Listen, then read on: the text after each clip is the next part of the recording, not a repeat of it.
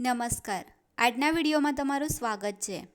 આવનારી પોલીસ કોન્સ્ટેબલની પરીક્ષા માટે બંધારણના અગત્યના પ્રશ્નો આ વિડીયોમાં લીધેલા છે, જે આવનારી પરીક્ષામાં તમને ઉપયોગી બની રહે.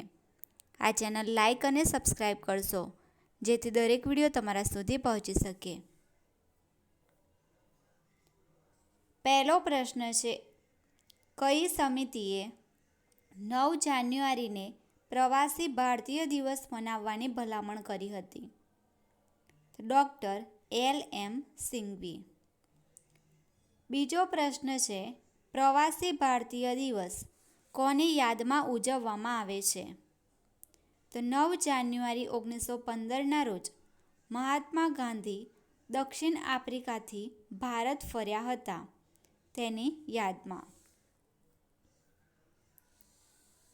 ત્રીજો પ્રશ્ન છે, સૌ પ્રથમ પ્રવાસી ભારતીય દિવસ ક્યારે ઉજવાયો હતો?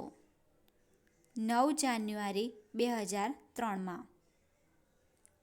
ચોથો પ્રશ્ન છે, બંધારણના કયા ભાગમાં મૂળભૂત અધિકારનો ઉલ્લેખ છે? ભાગ 3. પાંચમો પ્રશ્ન છે, બંધારણના કયા અનુચ્છેદમાં મૂળભૂત અધિકારની જોગવાઈ છે? અનુચ્છેદ 12થી 35માં. છઠ્ઠો પ્રશ્ન છે, કયો ભાગ ભારતના મેગ્ના કાર્ટા તરીકે ઓળખાય છે? ભાગ 3. સાતમો પ્રશ્ન છે, સમગ્ર વિશ્વમાં માનવાધિકાર દિવસ ક્યારે ઉજવાય છે? 10 ડિસેમ્બરે. આઠમો પ્રશ્ન છે, મૂળભૂત અધિકારો લાગુ કરાવવાની જવાબદારી કોની છે? તો સર્વોચ્ચ ન્યાયાલય અને ઉચ્ચ ન્યાયાલયની. નવમો પ્રશ્ન છે, મૂળભૂત અધિકારો સ્થગિત કરવાની સત્તા કોને છે? રાષ્ટ્રપતિને. 10મો પ્રશ્ન છે, બંધારણીય સુધારા દ્વારા મૂળભૂત અધિકાર પર નિયંત્રણ લાદવાની સત્તા કોને છે? સંસદને. 11મો પ્રશ્ન છે, મૂળભૂત અધિકારોનો સંરક્ષક? સર્વોચ્ચ ન્યાયાલય. 12મો પ્રશ્ન છે, મેગ્ના કાર્ટા કયા દેશના ઇતિહાસનું સૌ પ્રથમ હકપત્ર છે? બ્રિટનનું. મૂળભૂત અધિકારોની જનની કયો દેશ છે? બ્રિટન. મૂળભૂત અધિકારો કયા દેશના બંધારણમાંથી લેવાયા છે? અમેરિકાના. ભારતીય બંધારણમાં મૂળભૂત અધિકારોને સમાવવાનો હેતુ? તો રાજનૈતિક પ્રજાતંત્ર સ્થાપવાનો છે. કયા અનુચ્છેદના મૂળભૂત અધિકારો માત્ર ભારતીય નાગરિકોને જ પ્રાપ્ત છે? અનુચ્છેદ 15, 16, 19, 29, 30. 17મો પ્રશ્ન છે, મૂળભૂત અધિકારોની માંગ સૌ પ્રથમ કોના દ્વારા કરવામાં આવી હતી? બાળ ગંગાધર તિલક દ્વારા 1895માં. 18મો પ્રશ્ન છે, ધ કોમનવેલ્થ ઇન્ડિયા બિલ દ્વારા કયા વર્ષમાં મૂળભૂત અધિકારોની માંગણી કરવામાં આવી?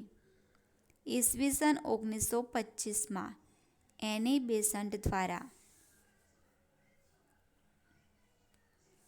સૌ પ્રથમ લેખિત સ્વરૂપે મૂળભૂત અધિકારની માંગ કયા વર્ષે કરવામાં આવી?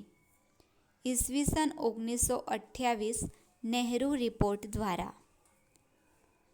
20મો પ્રશ્ન છે, બીજી ગોળમેજી પરિષદ સમયે ઈસવીસન 1931માં મૂળભૂત અધિકારોની માંગ કોના દ્વારા કરવામાં આવી? મહાત્મા ગાંધીજી દ્વારા. તેજ બહાદુર સપ્રુ દ્વારા મૂળભૂત અધિકારોની માંગ કયા વર્ષમાં કરવામાં આવી?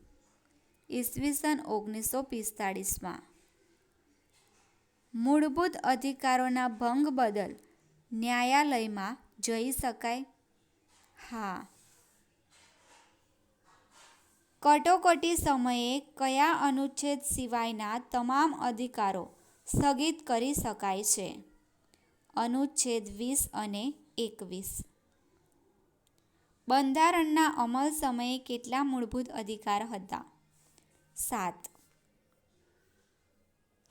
બંધારણમાં વર્તમાનમાં કેટલા મૂળભૂત અધિકાર છે? 6. કયા બંધારણીય સુધારા દ્વારા સંપત્તિનો અધિકાર અનુચ્છેદ 31 રદ કરવામાં આવ્યો?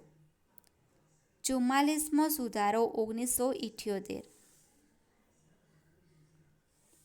બંધારણના ભાગ 3માંથી સંપત્તિના અધિકારને રદ કરી બંધારણના કયા ભાગમાં કાનૂની અધિકાર તરીકે સમાવેશ કરાયો? ભાગ 12 અનુચ્છેદ 300A. અનુચ્છેદ 12માં શું જોગવાઈ છે? રાજ્યની વ્યાખ્યાની. કયા અનુચ્છેદમાં સમાનતાના અધિકારની જોગવાઈ કરાઈ છે? અનુચ્છેદ 14થી 18માં. કયા અનુચ્છેદમાં સ્વતંત્રતાનો અધિકારની જોગવાઈ કરાઈ છે? અનુચ્છેદ 19થી 22માં.